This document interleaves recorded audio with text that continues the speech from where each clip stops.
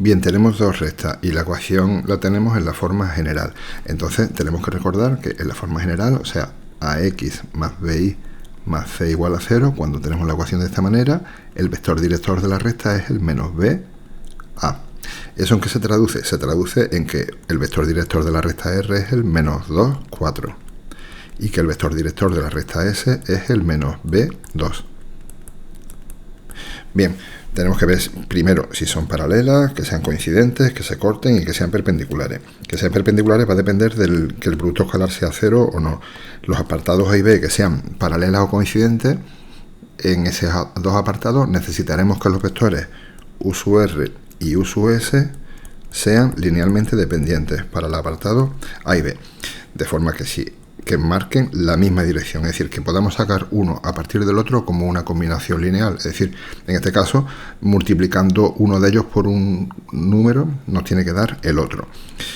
Viéndolo a simple vista, vemos que la segunda componente del u sub s, si la multiplicamos por 2, nos da la del u sub r, de forma que menos b por 2 tendría que ser igual a menos 2. Eso quiere decir que la b tiene que ser tiene que ser 1. ¿De acuerdo? Porque b sería menos 2 entre menos 2, 1. Entonces, ¿qué pasa? Que cuando b es igual a 1, son linealmente dependientes. ¿Eso qué quiere decir? Pues que las restas serán o paralelas o coincidentes. ¿Y de qué dependerá que sean paralelas o coincidentes? Podemos hacerlo de dos formas. Podríamos ver, para distinguirlo, en las coincidentes, un punto de una de las dos restas está también en la otra resta. En las paralelas, un punto de una resta no está en la otra. Podemos verlo de esa manera. O podemos verlo mucho más sencillo, simplemente estudiando las ecuaciones. Ya sabemos que la b vale 1. Para el apartado A y B, vamos a ver cómo distinguimos las paralelas de las coincidentes, entonces, sin tener que hacerlo de que un punto de una no esté en la otra o un punto de una sí esté en la otra. Vamos a ver las ecuaciones de las dos restas como nos han quedado. La resta r nos ha quedado como 4x, aquí no hemos hecho nada, más 2y más a, no sabemos nada de a, es igual a 0. Y la resta s la tenemos como 2x más y, ya sabemos que la b valía 1, más 1 es igual a 0. Vale, si son coincidentes, las dos ecuaciones de las dos restas son la misma. ¿Y qué podemos hacer ahí? Bueno, pues podemos ver que la resta s, al multiplicarla por 2, nos da la resta r. O sea, ¿eso qué quiere decir? Que si la a vale 2, la ecuación de la resta r y la de la resta s son las mismas restas, son coincidentes. Entonces, vamos recapitulando. b igual a 1, a igual a 2, son coincidentes. b igual a 1, a distinto de 2, en ese caso hemos visto que eran linealmente dependientes de los vectores, iban en la misma dirección, pero las ecuaciones no son las mismas, entonces aquí serán paralelas. Vale, ya tenemos hechos apartados A y B. El C. Para el C necesitaremos que las restas que los vectores no sean linealmente dependientes, o sea, que vayan en distintas direcciones. Hemos visto que cuando b igual a 1, los vectores son dependientes, quiere decir que van en la misma dirección. Vale, pues entonces, que la b no sea 1. Si la b no es 1, seguro que las dos restas van en distintas direcciones. En algún momento se cortarán. Y me va a dar igual a qué altura se cortan. El parámetro A va a tener que ver con la altura a la que está la resta. Me da igual, mientras las direcciones de la resta sean distintas, no son paralelas, seguro que se cortan en algún punto. Entonces, en el apartado C, simplemente que la B no sea 1 y la A, cualquier valor real, me vale. Ahora, el apartado D sí es un poquito distinto, en el sentido de que para el apartado D lo que sí necesito, perpendiculares, si recordamos el producto escalar de dos vectores, R por S era módulo del primero, u sub r, bueno, vamos a poner u sub r y u sub s como hemos puesto aquí. El producto escalar de u sub r por u sub s era módulo del primer vector por el módulo del segundo vector por el coseno del ángulo que forman esos dos vectores. Si quiero que los vectores sean perpendiculares, que las restas sean perpendiculares, pues necesitaré que sea el coseno de 90 grados, que es 0. O sea, que el producto escalar va a ser 0. ¿Qué tengo que hacer entonces? Conseguir que el producto escalar de los dos vectores sea 0. ¿Y cuánto es el producto escalar de los dos vectores? Muy sencillo. U sub r era menos 2, 4 por u sub s menos b2. Esto tiene que ser igual a 0. Bien, a ver, sabemos que la b no va a ser 1 porque en el 1 serían paralelos, pero no sabemos qué valor nos tiene que salir. ¿Cómo se hacía el producto escalar?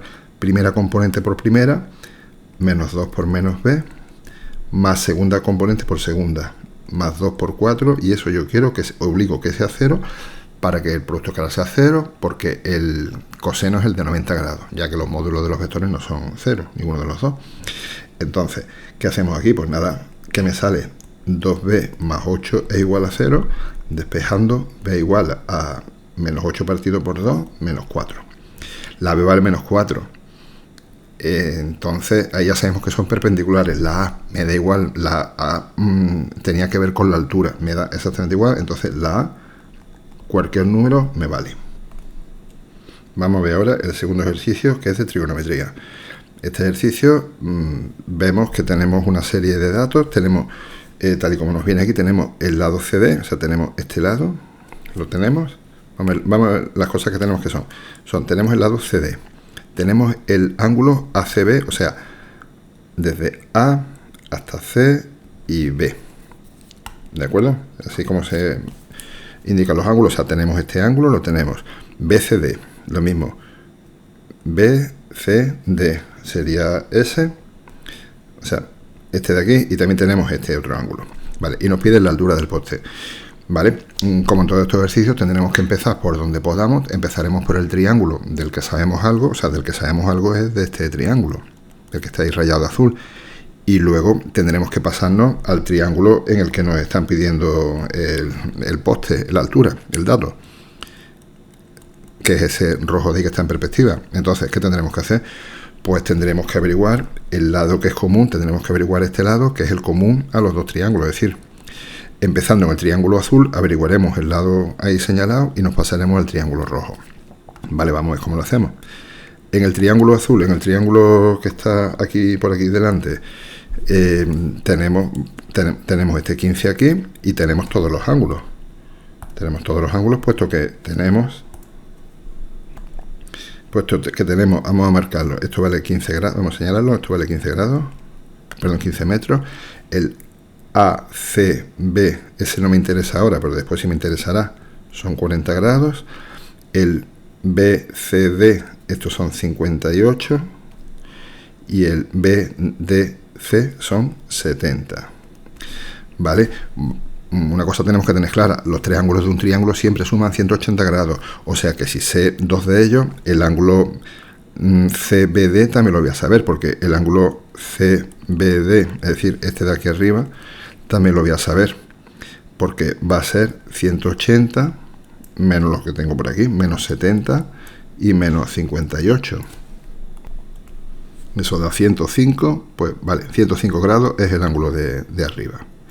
Bien, pues podemos ver que tenemos un ángulo y el lado que está enfrente. Con eso podemos aplicar el teorema del seno. Podemos poner que seno de 105 grados, o mejor al revés, porque como tenemos que averiguar un lado, vamos a poner arriba los lados 15 partido por el seno de 105 va a ser igual a 70 al seno de 70 abajo, y aquí vamos a averiguar este lado x partido por el seno de 70, ¿de acuerdo? En el teorema del seno necesitamos siempre la pareja de lado y ángulo, o sea, un ángulo con el lado que esté enfrente, y con eso podemos averiguar cualquier otra cosa, teniendo algo más, un tercer dato. Entonces, tenemos este lado 15 partido por el seno del ángulo que está enfrente es igual a este lado x partido por el seno del ángulo que está enfrente. Bien, pues con eso ya simplemente despejar, x será igual a 15 por seno de 70 partido por el seno de 105. Eso de forma aproximadamente da 14,59 metros. Bien, pues ya está muy sencillo esto, porque nos vamos al triángulo del lateral, el que estaba pintado de rojo en su momento. Nos vamos a este triángulo de por aquí, que además es un triángulo rectángulo, o sea que muy sencillo, porque podemos simplemente aplicar la definición de seno, coseno, tangente. Nosotros queremos averiguar el cateto opuesto del ángulo de 40, pues entonces simplemente, y sabemos la hipotenusa, pues entonces simplemente podemos poner que el seno de 40 es el cateto opuesto AB partido por la hipotenusa, y la hipotenusa es lo que sabemos, el 14,59, de forma que el lado AB, la altura del poste, será 14,59 por el seno de 40, que da de forma aproximada 9,38. Si hubiéramos querido hacerlo más exacto, lo que teníamos que haber hecho era no haber sustituido el 14,59, sino directamente, en vez de 14,59, aquí, haber puesto de dónde ha salido eso, y hubiéramos tenido el resultado exacto. Vale, ahora vamos a pasar al tercer ejercicio, que es un ejercicio de intervalos.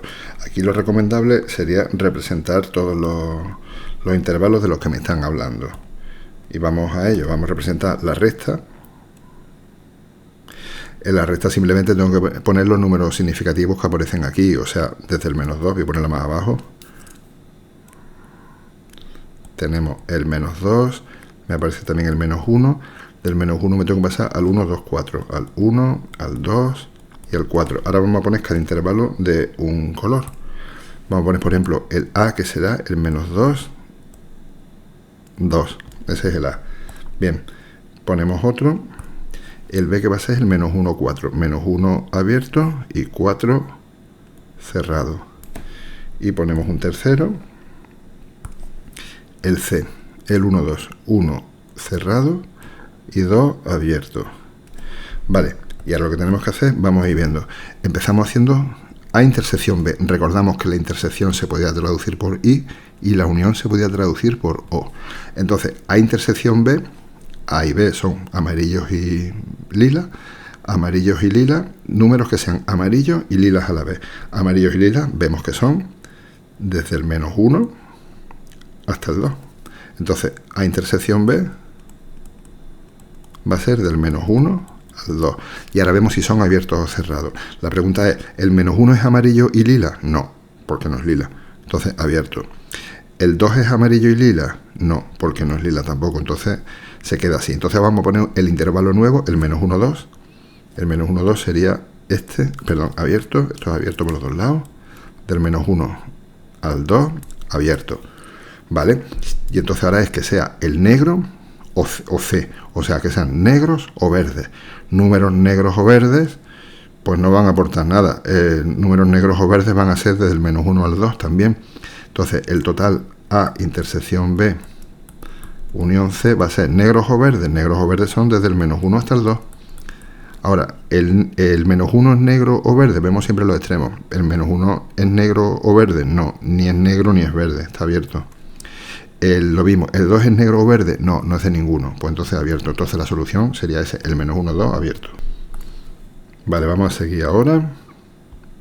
Bueno, esto se quiere mover. Vale, el 4 está por aquí. Aquí tenemos dos ecuaciones, una logarítmica.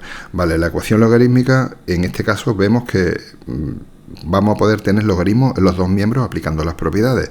¿Qué hacemos entonces? Vamos a agrupar el miembro izquierdo en un solo logaritmo y el miembro derecho en un solo logaritmo.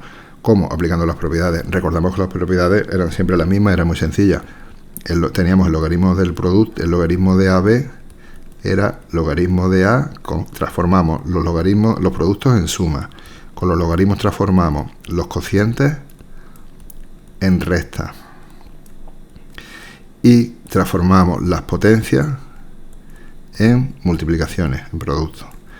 Vale, ¿qué hacemos aquí entonces? Vale, qué mal. Pues lo primero que tenemos que hacer en el miembro izquierdo, como tenemos una suma, vamos a aplicar las propiedades de derecha a izquierda. Podemos poner que esto queda logaritmo de x por x más 3.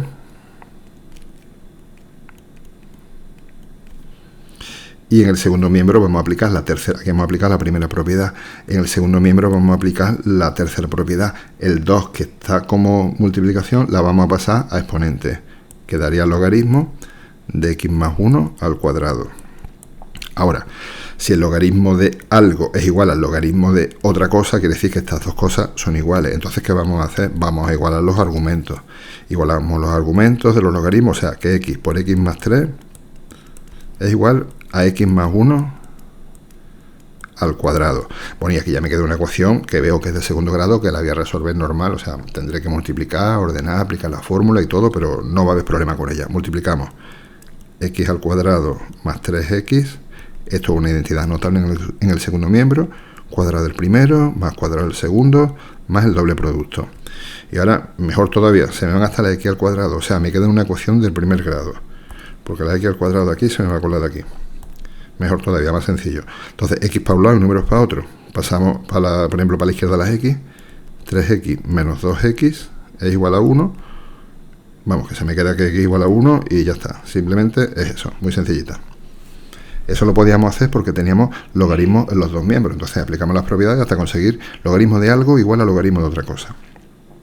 Bien, nos queda ahora la segunda, que es la trigonométrica. En la trigonométrica, en este caso, como tenemos el seno de 2x, lo que vamos a hacer es recordar la fórmula del seno del ángulo doble, que era 2 seno de x, coseno de x. Porque dice, ¿qué hago aquí? O sea, tengo seno y coseno. Yo necesito tener o todo seno o todo coseno para poder trabajar. Entonces, vamos a aplicar la fórmula que tengamos. Entonces nos queda 2 seno de x, coseno de x, o sea, lo del ángulo doble, más coseno de x es igual a 0. Bien, bastante bien, porque una de las opciones en las ecuaciones trigonométricas es poder sacar factor común. Genial, aquí podemos hacerlo, podemos sacar factor común el coseno de x, porque está presente en los dos sumandos. Entonces, coseno de x, que multiplica a 2 seno de x más 1, hemos sacado el coseno de x, es igual a 0. Y muy bien, otra de las cosas importantes que podemos hacer en una ecuación, otro de los recursos cuando tenemos igualado a 0, si tengo un producto igualado a 0, es o el primer factor es igual a 0, o coseno de x es igual a 0, o el otro término es igual a 0. Ahora lo hacemos. Si coseno de x es igual a 0, es que x, ¿dónde vale el coseno 0? Si recordamos, el coseno vale 0 aquí y aquí. Entonces, x tiene que ser 90 más 180 por k, donde k es un número entero. O sea, si k vale 0, me queda 90. Si k vale 90. Si k vale 1, pues me quedará 90 más 180, el de aquí abajo. Si k vale 2, más otros 180, en la segunda vuelta más otros 180, y así vamos cubriendo todos los valores, 90 en las distintas vueltas y el 270 en las distintas vueltas, ¿vale? Eso era si el primer factor era 0. Ahora, si el segundo factor es 0, ¿qué me queda? Me queda 2 seno de x más 1 es igual a 0. Bien, pues resolvemos eso. Entonces, en una ecuación sencillita, seno de x me queda igual a menos 1/2. Y bueno, ahí, si no sé cuál es, pues cojo la calculadora y me va a salir que es el ángulo, en la calculadora me va a venir que es el ángulo de menos 30 grados. O sea, haría, ¿qué tengo que hacer aquí? ¿Qué tengo que hacer? Pues x es el arcoseno de menos 1/2. Un momento que no me escribe, que es, en la calculadora me va a venir menos 30 grados. Vale, pero eso hay que interpretarlo ahora, porque menos 30 grados sería aquí, o sea, 360 menos 30, 330 si queremos ponerlo en positivo. Es el ángulo de 330 grados. Pero hay otro más, bueno, ese y en todas las vueltas, o sea, x va a ser 330 más 360 por k, o sea, en todas las vueltas. Y ya me hemos puesto arriba que k era un número entero, ¿vale? Pero es que hay otro también, hay otro aquí. Este también el seno es lo de la calculadora, pero también el seno ahí vale menos 1/2. Entonces, esa x sería, ¿y ese qué ángulo es? Pues sería 180 más otros 30, o sea, 210. 210 más 360k. Y bueno, ¿y por qué en la primera parte agrupamos las dos soluciones en una y ahora las tengo que poner por separado? O sea, los dos valores que daban 0 los pusimos en 1 y aquí por separado, bueno, aquí era fácil porque es que para pasar de uno a otro siempre era sumando lo mismo. Aquí en las distintas vueltas, aquí no, porque para pasar de uno a otro hay que sumar esto, luego esto que es más pequeño, luego el grande, luego el pequeño. Entonces, Podremos hacerlo siempre que para pasar de una solución a otra sumemos siempre lo mismo, 180, 180, 180, siempre lo mismo, ¿de acuerdo? Entonces por eso la primera parte, la primera solución la pusimos las dos incluidas en una, más 180K, y aquí tenemos que poner dos veces dos soluciones distintas más 360K. Vale, vamos terminando ya. Vamos ahora con el dominio de la función. Dominio de la función, recordamos que las funciones tenían que cumplir ciertos requisitos para que nos den siempre un resultado cuando nosotros le demos un valor a la X. Tenemos que ver qué valores hacen que fallen. Y los fallos recordamos que eran en los denominadores, que no podían ser cero, en las raíces pares, que el radicando tenía que ser positivo, y en los logaritmos, que el argumento tenía que ser mayor que cero. Aquí cuando lo vemos que tenemos que cumplir dos condiciones. La primera condición: el denominador no puede ser cero. O sea, tenemos un denominador que no puede ser cero. O sea, x al cuadrado menos 1, por ser un denominador, tiene que ser distinto de 0. ¿Qué vamos a hacer? Pues vamos a igualar a 0 y quitaremos esos valores. X al cuadrado menos 1 lo igualamos a 0. Esto resolviendo es x igual a más menos 1. Entonces, esos valores no pueden ser. No pueden ser. Vamos a ir poniendo por aquí la solución. Sabemos que el menos 1 y el más 1, esos valores, o sea, todo, por tener un denominador, la x podrá valer cualquier cosa menos 1 y más 1. Ahora, pero tenemos una segunda condición que cumplir. Tenemos una raíz par en el numerador. El radicando tiene que ser mayor o igual que 0. Bueno, pero es que esto es una inecuación, pero es que está despejada ya directamente. O sea, x mayor o igual que 0, para que se cumpla mayor o igual, porque la raíz de 0 sí existe, es 0. Así, tenemos que cumplir las dos condiciones a la vez. Entonces, el dominio, a ver si esto quiere escribir, el dominio de la función a de x será, ¿dónde se cumplen las dos condiciones? Pues del 0 cerrado al 1 abierto, ¿no? Porque el 1 no se puede coger, unido del 1 al más infinito. Hecho. Y seguimos con otro más por aquí. Esto es muy sencillito, porque esto lo podemos hacer directamente. Vamos, no hay que hacer ni cuenta. Vale, límite cuando x tiende a más infinito. Si x tiende a más infinito, vemos que el numerador tiende a más infinito. El denominador x tiende a más infinito. Luego esto tiende a más infinito, pero como tenemos un menos delante, todo el denominador tiende a menos infinito. O sea, más entre menos, menos. Lo que sea va a ser menos. No sabemos qué, pero va a ser menos. Vale. Tenemos que el numerador tiende a infinito, el denominador también tiende a infinito, sin el signo. ¿Y cuál corre más? El denominador corre más porque es una potencia de un grado mayor. Es como si estamos repartiendo cada vez más dinero, pero entre cada vez muchísima más gente. Al final no te llevas nada, o sea, 0. Siempre que el grado del denominador sea mayor que el del numerador, en los límites en infinito va a ser 0. Y menos porque era numerador positivo, denominador negativo, más entre menos, menos. Si quiero representar eso, recordamos que el límite, la solución del límite es la altura a la que se acerca la función. Entonces, ¿cómo podemos leer esto? Esto podemos leerlo que mientras más hacia la derecha, la altura se va acercando a 0, pero tomando valores menores que 0. O sea, subiendo hasta 0, desde valores que son menos que el 0. O sea, desde el lado al 0 yo me puedo acercar desde el lado del menos 1 o desde el lado del más 1. En este caso me acerco desde el lado del menos 1. Valores que son menos que 0.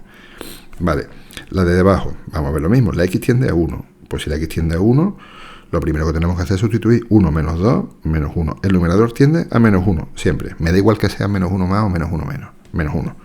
El denominador.